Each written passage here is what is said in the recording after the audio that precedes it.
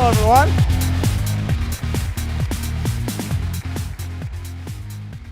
Boy, this is going to be really special.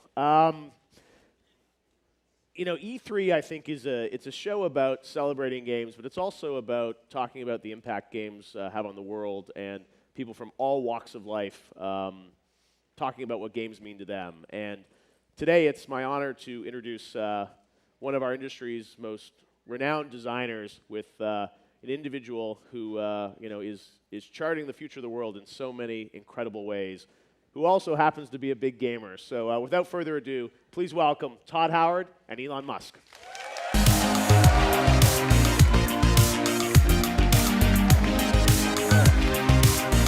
See ya. Let's go.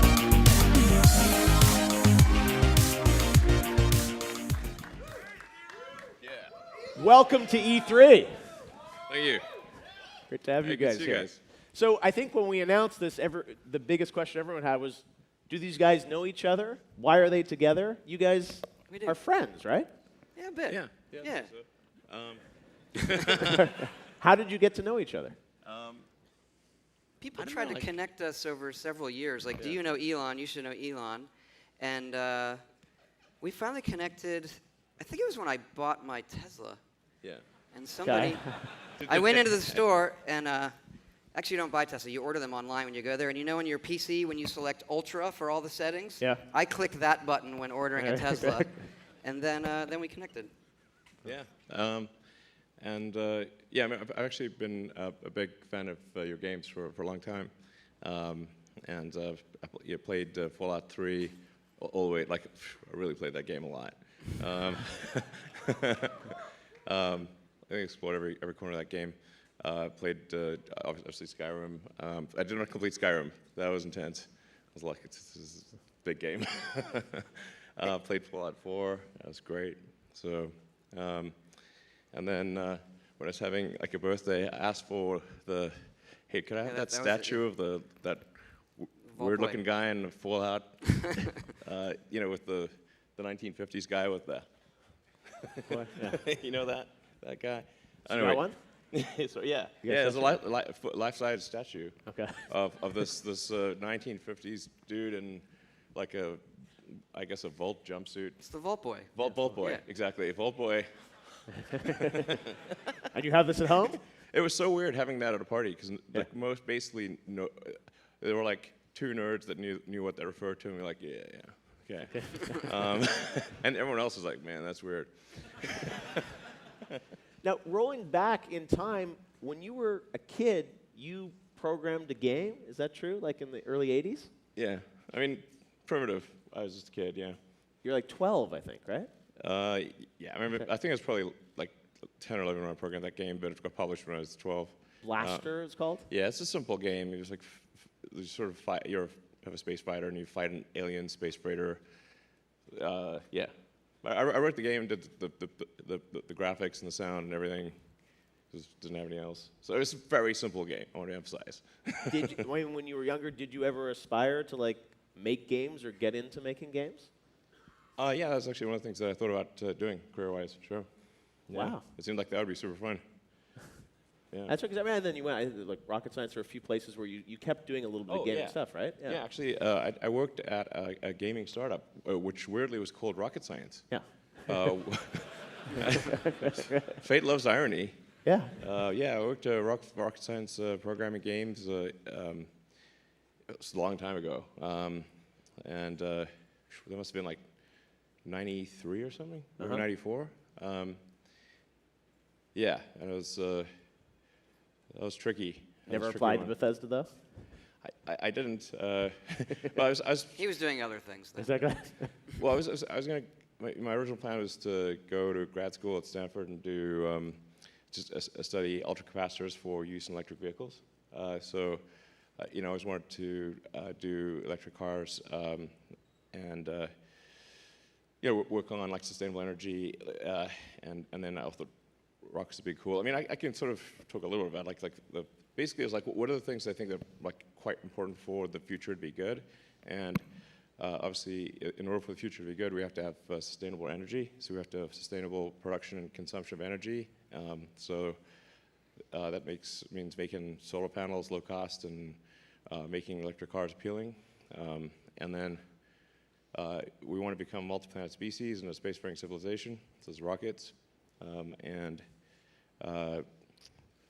then there are some things that I thought, well, it'll affect the future, but I'm not sure if it's good or bad, like AI. That just worries me, that one. Sure. In fact, I think... I just made video games. It's not bad. Yeah, Well, but I was going to do all that, but I actually don't know how to do that. So but I think it turned out in it's Fallout working 3, the AI basically caused World War III, as I recall, or something like that. a little bit. I don't want to spoil it, but... But, I mean, is there a link there between sort of, you talk about AI and video game AI and, the technology in video games. Is there anything there that sort of, helps push technology that you think? I mean, you look at self-driving cars or other things. Like, are there things from video games that, you think help push technology forward? Well, I think part of the reason I got interested in technology, maybe the reason was video games. So, I probably wouldn't have started programming if it wasn't for video games, or wouldn't have been as interested in computers and technology if it wasn't for video games. So I think actually video games are a very powerful force for getting young kids interested in technology. It has way bigger knock-on effects than people may realize. And generally, like if we're interviewing somebody for a software engineering role at Tesla or SpaceX, many times they'll be like, how'd you start programming? It's like, oh, got into video games, over and over again. And I think many of the best software engineers in the world are at or spent much of their career at video games houses. And especially if people had to try to create incredibly realistic graphics using very little compute power, that's a hard problem. And so a lot of people had to write really tight code and come up with really clever ideas to do that. And if you look at someone like, say, John Carmack, who's an amazing software engineer, but is also actually a really good aerospace engineer. Mm-hmm. And it shows, like, problem solving, I think, does transfer. Like, you figure out software engineering problem solving and transfers to other things. Carmack told me the best anecdote between video games and rockets. He said rocket AI is actually, for him, quite easy. Just thrust left, thrust right. Gaming AI is so much harder. The difference is when the game crashes, he presses reboot, and when the rocket crashes, it's a giant mess spread over several miles.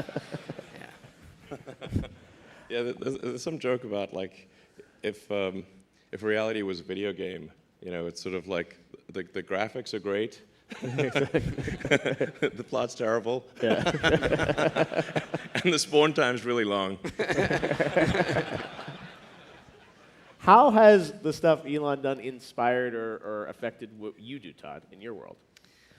Well, I mean, the space stuff, as we look at Starfield, that's where we kind of look, okay, how are these things actually going to work in the future?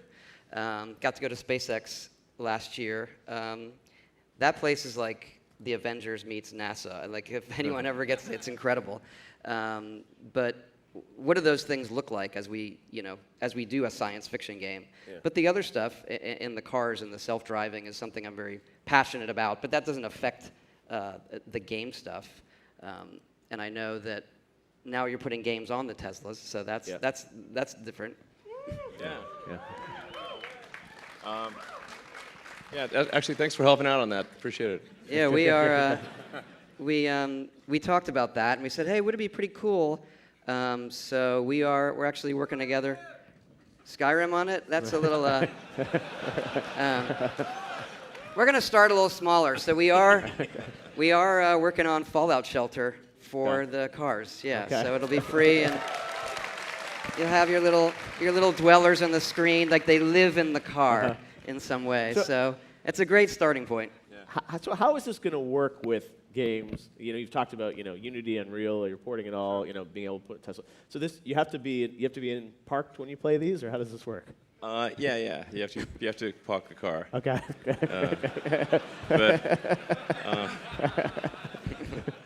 The fun police make us park the car. Okay. So yes, yeah.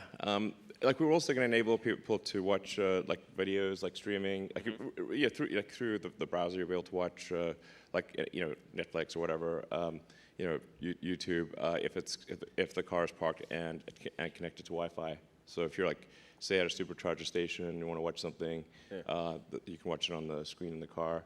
But I mean, the general principle is like, how do we, what can we do to make the car the most fun possible? And like, what would a car, what other cars just don't have, And so it seems like, well, if there's like you're just parked somewhere waiting for somebody to finish an appointment, or you're on a road trip, it'd be pretty cool if you just like, go to the car screen and play some fun game. And we're just exploring like, how do we make it as fun as possible? You can already play all of the old Atari games, or almost all the old Atari games on the car. And we hooked it up so you can connect to Xbox or PS4 controller and like actually have some a pretty good control feedback. And then we have like genius moves like the fart app. It's my finest work. Okay. And it's like there's you can actually make, by the way, you can make the fart sound like it's coming from any seat. That actually is the funniest Easter egg, that one. Yeah, you can position it. And then actually the names of the farts. Is, there's the Falcon Heavy is one of them. Yeah. And I believe. Yeah. So yeah, exactly. And I know you got we got some clips, right, of what this is going to look like? We can show some clips of some upcoming games in the car, and it's just meant to be like, hey, what are some cool games that people might like to play, and depending upon how much people play them, we'll add them to the like higher on the list, or maybe put it into sort of an archive that you can tap to download. Because the screen was not originally meant as a game player, so it doesn't actually have that much storage. Right. But so it won't have that many games on it at any one time. But it will just be like, okay, what do people really enjoy playing, and that might be a good way to pass time. So awesome. All right, let's take a look at games on Tesla. Welcome in, he is Cowboy Man.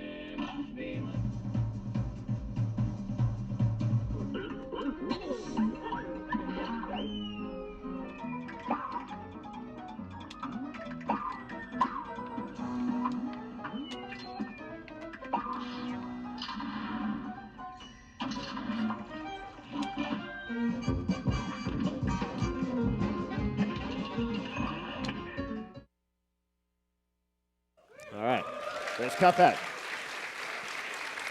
And that's not all. We got a second one too, right? Yeah, we've got a racing game that you can either play single player or two player. So. All right, game 2. Let's check it out.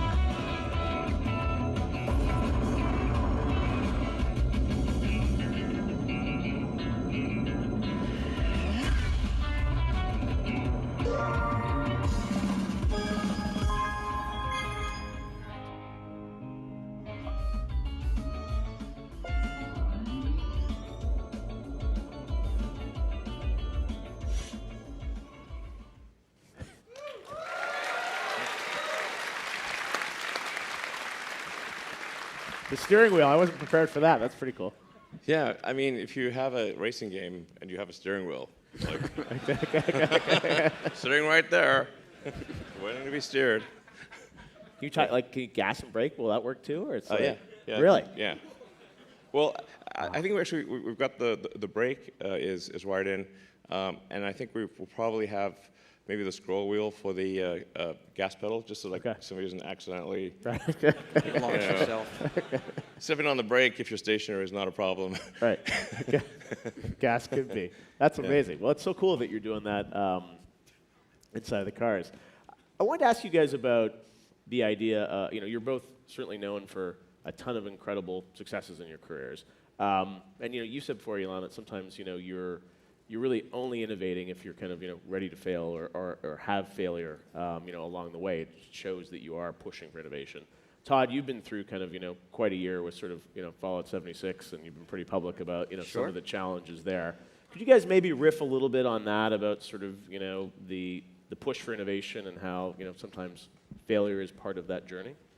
Well, usually when you get to take gaming, the things that it's the first time you see it and they're new, they become successful. But you got there by trying big new things, Yeah. and we're going to keep doing that, and other game makers do that. And I think it's good that the audiences are welcoming to that. They're gonna try it out and support us as we go through that process to figure out, hey, what's going to make this tick? And we had obviously had our ups and downs with Fallout 76, but that our fans are incredible and have really stuck with us, and now it's really turned into one of the best online communities that we've ever seen. It's fantastic. Through your career, I'm sure you've seen that too, right? Where there have been projects that take time to evolve, but that's part of what it takes, I guess, right? Is kind of having that vision and pushing for it. Sure. If you're going to try something innovative, then you're in unexplored territories, so the odds that something will go wrong are pretty high. It's only if you try to do something that is already well understood that there's little chance of failure, but then it will not be interesting or innovative. For sure, uncharted territory will result in failures necessarily. Otherwise, you're not trying hard enough. Yeah. Speaking of uncharted territory, you mentioned Starfield, which we haven't seen much on, Todd, besides one little trailer last year. But obviously, space is going to be a part of that. I'm curious. I don't know how much you can tell us about the game, but I should ask. What can you tell us about Starfield? I do not have a clip. No, sorry. Everyone needs to be patient on that. But what I can say is how we approach it, so it feels. It's a game, but it still has an authenticity to. Okay, this could happen. Yep. We talked what kind of fuel do the ships use? We're using helium-3, which we can debate whether that's a good power source for spaceships, or how do the physics work in space and gravity and those kind of things. And that's where you get into, we have to gamify it some, so that it's not as punishing as actual space travel, but that it feels like, hey, traveling in space in our game is still, let's say it's like flight in the 40s. It's dangerous. It's still dangerous to go and explore, but even though lots of people do it. Yeah, space is far. That's the thing. It's you have to definitely cut that short. It's 40 light years, man. This is far. Even at light speed, that's pretty far. So, I think if you want to normal, based on known physics, an antimatter drive would be the best. But that's still going to limit you to light speed, which is a long time. I have to have some kind of warp drive, otherwise you're going to be stuck in one star system. Just honestly, I sometimes feel like we're in some friggin' video game, I'm like, why is it just possible to get to Mars? Why are the stars so far away? This is just what I'd do if I was doing a video game. I'll put those stars, the little points of light. Don't worry about it. You can't see details. They're real far. Levels of detail. The stuff that Elon is doing with SpaceX, are you looking at that when you're building Starfield? I don't know how far in the future it's set or sort of how that's looked, but is that something you guys it's talk further about? in the future, but I like that, going back to that risking failure and stuff, I think, honestly, the world needs more people like Elon who say, I'm not sure how that works, I'm going to try this a different way, and a lot of people will doubt that, whether it's going to space in that way or self-driving cars, but I'm very passionate about those things. And as it comes to what's happening at SpaceX, it's, what are the limits of the physics of the new engines or things like that, where, talking to Elon, how far could this go in current reality, and then how would we move beyond that in a fictional way? Yeah, you talk a bit about that. Obviously, you're dealing with the reality of today, but something futuristic like what Todd's doing. Does that get you excited to sort of think about like, where's space travel going to go, and how can something like Todd's world simulate that or explore that even further off? Yeah, I think like sci-fi movies, video games, or video, and really I think people spend a lot more time on video games and movies these days. Can be pretty inspiring and thought-provoking about what's the future that we want. What are some like impossible-sounding technologies that maybe could work somehow? Like there's conceivably a way to do warp drive, but it's such esoteric, super out on the edge physics, because technically you cannot go faster than the speed of light, but space can travel faster than the speed of light. That's what's meant by warp drive. But the amount of energy you need to warp space is unbelievably gigantic. So, you'd have to like be converting matter to energy at a rate that is cannot conceive really. It can't be like something like, well, if we just convert 1 Jupiter per second to energy, then problem solved. Like that's a lot, and there's not many Jupiters. So and there might be a bit of radiation around that. So, like there are things like technically the universe did expand faster than the speed of light. That's why we can see light from all these super distant stars. So it's kind of pretty wild that space expanded faster than the speed of light. So I'm sure we'll like figure out some strange breakthroughs and come to grips better with like this dark matter especially, which seems like something's fishy going on there. And It has bad branding. yeah, yeah, exactly. The universe is mostly dark energy and dark matter according to current physics, but this kind of you plug them in the equations and they sort of work, and like, this is not a good explanation. Nobody can find the dark matter. But I sort of figure, like, hey, if this was a video game and somebody had a bug in their like orbital dynamics physics simulator, then it's like, oh no, we got to figure out some way for these minions in here to believe that they're in reality. So insert dark matter. But the idea of a game as a simulation, sort of predicting things or whatever. I mean, obviously it's entertainment on some level, but there are games where it's like it is more of a simulation. Or maybe not, but Sure. is there value there in that, and sort of in kind of testing things and exploring ideas inside of a game world? Yeah, actually at Tesla we have a whole sim team that tries to create a photorealistic world, and we're trying to be photorealistic about like actually the most boring things like skid marks on the road and like concrete curbs, shadows, faded lines on this. Like the reason self-driving is hard is because you have all these corner cases and things where the road should be a certain way, but it isn't. Like there should be painted lines, but there aren't painted lines, and they took the painted lines away, and then there's a skid mark that's offset from the painted line, so that will cause the car, if it just listens to the lines, to crash into stuff. If you had clearly painted lines and could count on them, self-driving would be trivial, like just a piece of cake. But the world is just filled with all these things that are not the way they're supposed to be.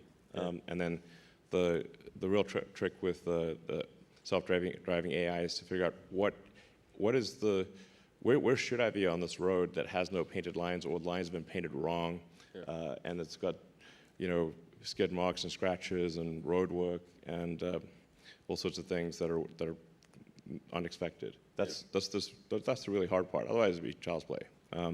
So yeah, we do a lot of sim at Tesla, and we have found a good correlation. It's like, does the car drive off the cliff in sim? Yes. Does it drive off the cliff in reality? Well, we got close. I think you said it once. I like it's not the lines. It's looking for drivable space is more important than the markings in real life because that's how your mind's actually working. Yeah. Even if there's a lane, you can't. There's someone there. Like it's more drivable space that's the problem. Yeah, absolutely.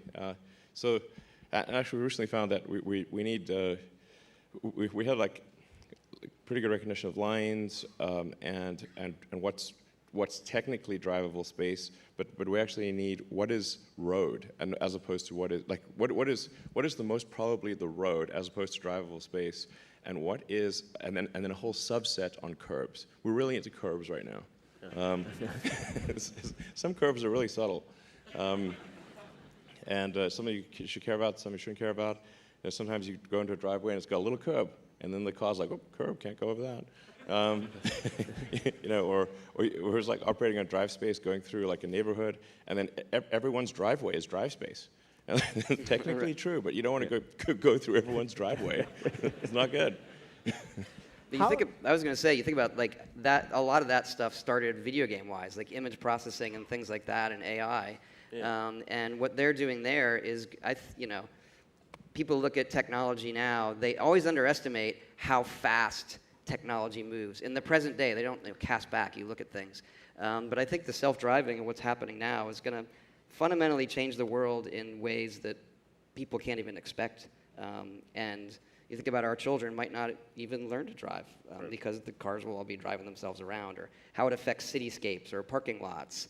Yeah. Alcohol consumption. There's just like all these studies that are fascinating. Yeah, exactly. Like, so if you look at like what are the best self-driving stocks? Alcohol companies. Because like, you know. And more games to play too on the gaming companies. Yeah. Exactly. There you go. Well, I mean, it's like video games have drove computing technology, especially GPUs, massively. It's like that's the only thing you need a GPU for was to have the game look better, and so those massive resources put into rendering games to be more realistic, and then those same GPUs ended up being very useful for neural nets, and gave a huge boost to AI. So it's sort of video games, better graphics to AI, and then that same thing is sort of quite key to self-driving. Yeah, I know you have OpenAI, and I wanted to ask Todd a bit about AI and game AI and sort of where games are going, right? So, you know, you obviously have RPGs that are simulated worlds, and people have done things with, you know, emergent behavior and other characters, radiant AI, things like that. But can you talk about maybe sort of where games are going in the next, you know, 5, 10 plus years in terms of the AI and the simulation and what's going to sort of happen there? I think that's the part of gaming that's going to make the biggest jump. I think the graphic fidelity, most people react to instantly. They're looking at a screenshot or a video. Yeah. But there's some laws of diminishing returns there as things start to look better and better and better and better.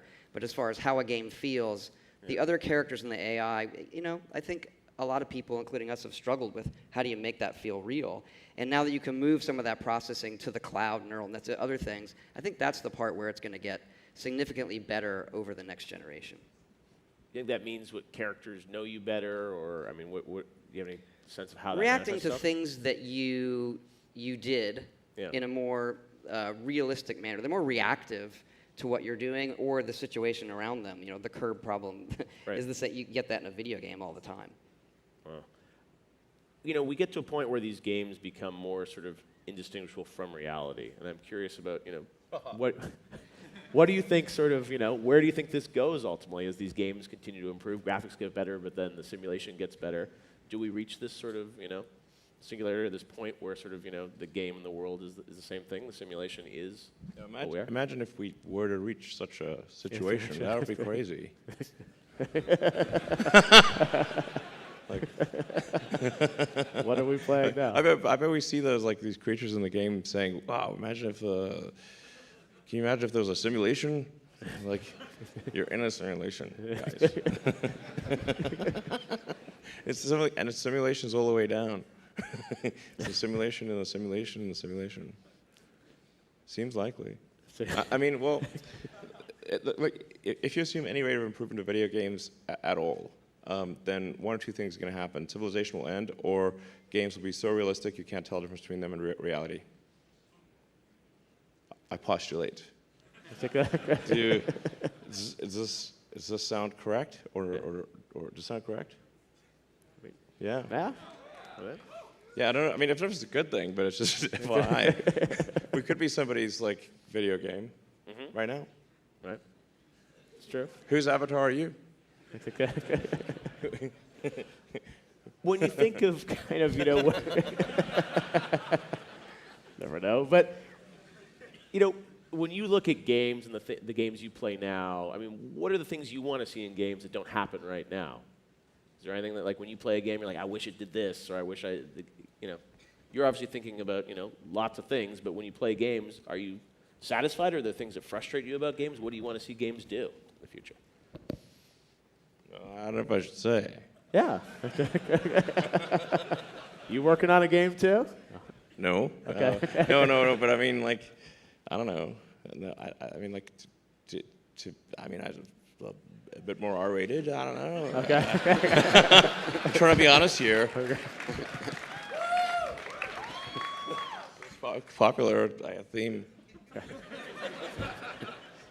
Todd? I don't know that I can follow that up. That's But, I mean, when you look at, the stuff that you play now, I guess you talked about Todd's games, but I'm curious kind of, wider spectrum, your kids play games, you play games. Like, what are you, what excites you? Like, what games are you looking forward to? What have you played recently? Like, what there are a lot of games out there. What does it take for a game to attract your interest? Sure. I mean, last couple of years, actually, I haven't played a lot of games because it's been super intense work situation. Yep, So it's basically just work, see the kids for a bit, and then get like not enough sleep. So that's been the situation for a couple of years.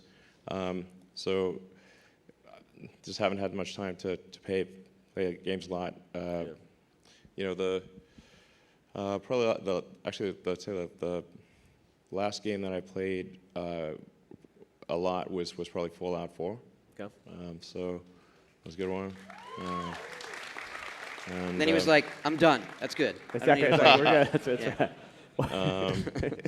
Yeah, I've heard a lot about this game, Cyberpunk. I like the theme. It's Looks like awesome. Yeah. and we're actually that weirdly was what we decided to have our pickup truck as kind of like a cyberpunk-themed pickup truck that Really? we'll be unveiling hopefully end of the summer. Okay. Yeah. Inspired? It looks weird. Really? Yeah, it doesn't look normal. Okay. Yeah. And inspired directly by the theme of Cyberpunk in the game a little bit? It was not inspired. I learned about the game afterwards. So Okay. This is something we've been working on for a while. Yeah. But I just sort of I like the general idea, so it's sort of like sort of sort of has a slight Blade Runner feel to it. Wow. So it definitely does. It doesn't look like a normal car. It looks like it should not be on the roads, and it came out of a movie or something. But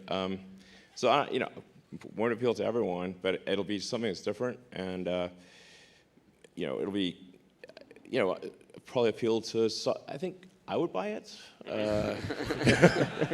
So yeah, and I think like if you're like trying to work on something, and like my experience is like it's really hard to if you're trying to figure out what others love but you don't love it, it's really hard to make that great. So when you work on something, if you fall in love with it, that's a good sign. And then don't worry about if others do. If you do, others will. I imagine the same. Absolutely sentiment. true. How you probably feel about making games too, Todd? That idea that you have to love and play it? Absolutely, and it's not just me; it's the whole team at Bethesda Game Studios. These are the kind of things we would line up at midnight to go play and buy. Yeah. And that's what drives your passion to do it. And you have to be your own kind of tastemaker day in and day out. If you're always focus testing, does someone like this? You often miss the mark. Yeah. One thing I want to talk about is online play, and you've got these, a lot in the news recently, Elon, about the Starlink satellites and the idea of, internet around the world, low latency, and gaming could be, I think, one of the sort of beneficiaries of this. Can you maybe talk a bit about that project and how it will tie into potentially gaming? Sure. We actually, one of the design criteria for Starlink is to have latency for the initial constellation on the order of 20 milliseconds or below, which is important for real-time gaming. And then the later sort of second generation, third generation constellations are aiming for sub 10 milliseconds. So this would be really great for any kind of real-time gaming. Yeah. And the idea is across the world, you'll be able to sort of access that. Yeah, anywhere on Earth. Wow. Pretty Yeah. amazing. That's, what's exciting. We look at, these cloud platforms, streaming, something like that. I mean, Todd, from a designer perspective, that must open up so many possibilities, I think, about, where games are going to go in the future, right? And Yeah, is that, I think it's about democratizing who can play. Right now, Right. there's still a lot of barriers to, I want to play that game. Okay, I got to buy that. I have this. I have to be somewhere. So having that be that you can approach it like any other entertainment. Like, okay, I listen to music. It's quite, you don't think about it. There's so many ways to do it. Yeah. And that's where, games need to be, where it's ubiquitous. It's not just in our part of the world where people are connected well. It's other parts of the world that are growing, and these billions of gamers who are coming into the scene who don't have the access that we take for granted. yeah, sure. All right, we'll do maybe a couple audience Q&A, a little AMA here. If you'll raise your hand, we'll get a mic to you, and we can have a couple questions for these guys. This is a rare opportunity. Hello, how you doing? Good. Thank We're you. streaming on Twitch right now, by the way. Shout out to Twitch. Hello. I had a question about the possibility of living in a simulation. When you think about like all the quirks, every individual personality, how things work on a cellular level, like the universe, everything, doesn't it start to seem more far-fetched when you see how intricate and individual things are? Okay. Well, we talked a 42. bit about that, the idea that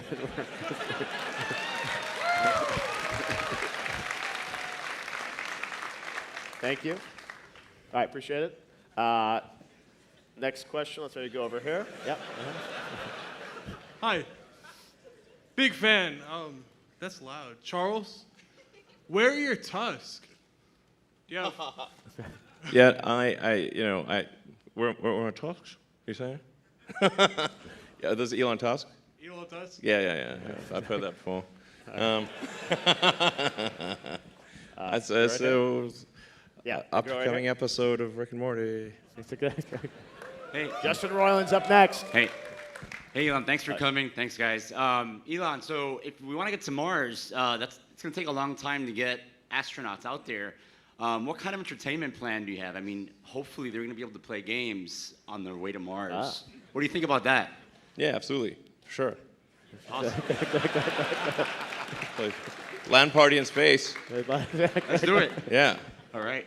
Yeah, the woman right there behind you. Yep.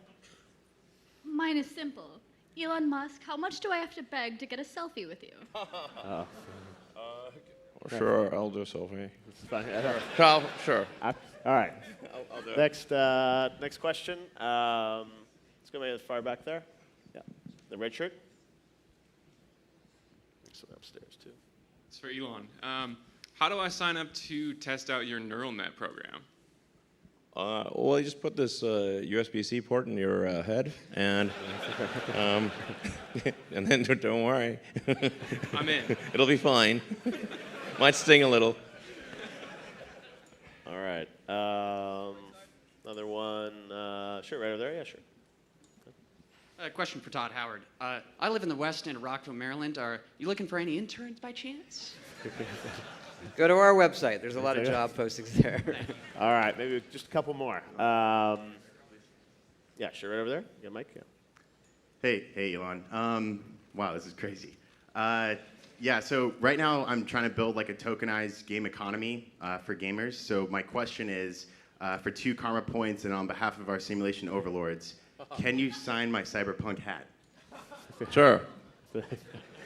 We'll get it up here for him. All right. 2.5 karma points. That's exactly. All right. Another one right here. Mike down here. You got the glasses? Karma does seem real. Elon, I'm just wondering, with all the noise you deal with, there's lots of craziness. How do you stay focused? Because I can't imagine. Yeah, it's insane. His premise was you do stay focused. Yeah, pretty focused. It's so many things. Man, feel like the level keeps ratcheted. Can we just turn that difficulty level down one notch? That would be really helpful. It keeps dialing up the difficulty. Medium. That's like off nightmare level. Over here? Yeah. So this is a question for both of you. Actually, you mentioned failures before. What's the actual biggest failure that you've gone through to get to where you are? Question?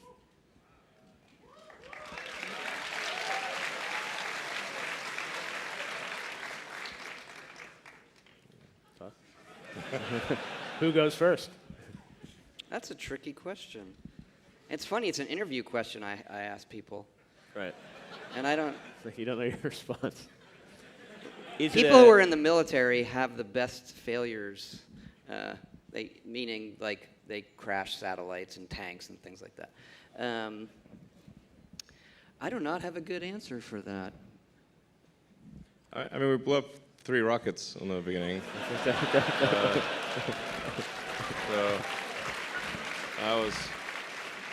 that was bad. Okay. I only had enough money. Originally, I basically took all the money I made from PayPal, put it into SpaceX, to creating SpaceX, Tesla, and Solar City, and initially I figured I'd keep half of it, and then I'd spend the other half on these crazy adventures that would probably fail.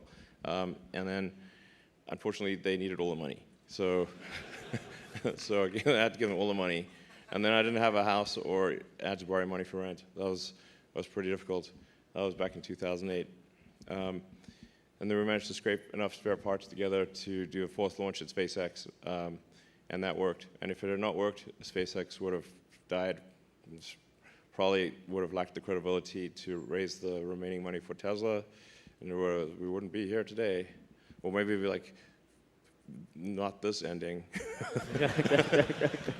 For me, it would be.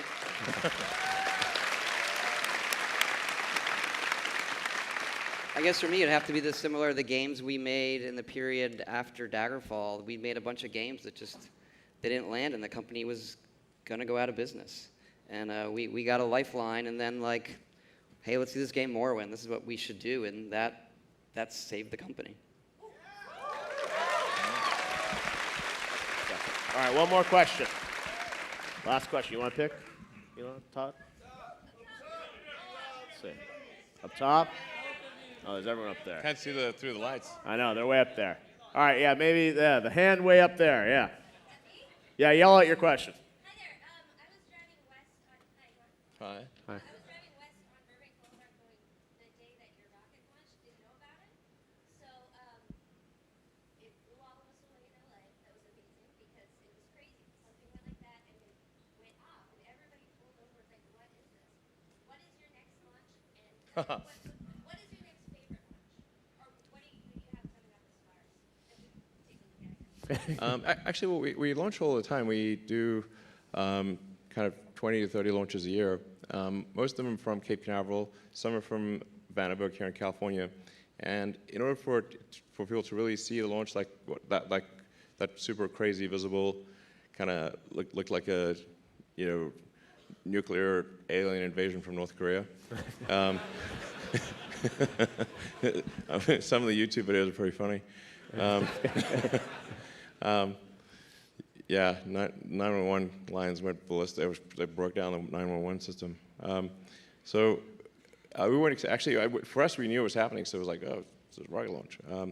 But the next thing is probably the Falcon Heavy launch at the end of this month.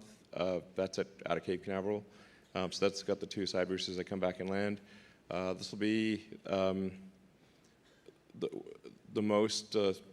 We're pushing the envelope a little bit with Falcon Heavy, so it's more side load from the boosters and higher dynamic pressure, meaning like the ascent air pressure will be higher. It's just like pushing harder through the air. So that'll be an exciting launch to see if you're at the Cape. And then hopefully later this year we should be doing test flights of Starship out of South Texas and the Cape. Wow. This is a crazy looking vehicle. Wow. So amazing. All right, well, I think we're unfortunately out of time, although this will keep going on. Elon, thank you so much for coming to E3, being a part of this. This is so cool to have you here. Todd Howard, thanks for doing this. Once in a lifetime, Todd and Elon. Thanks, everyone. Appreciate it, guys. Thank you. Thank you.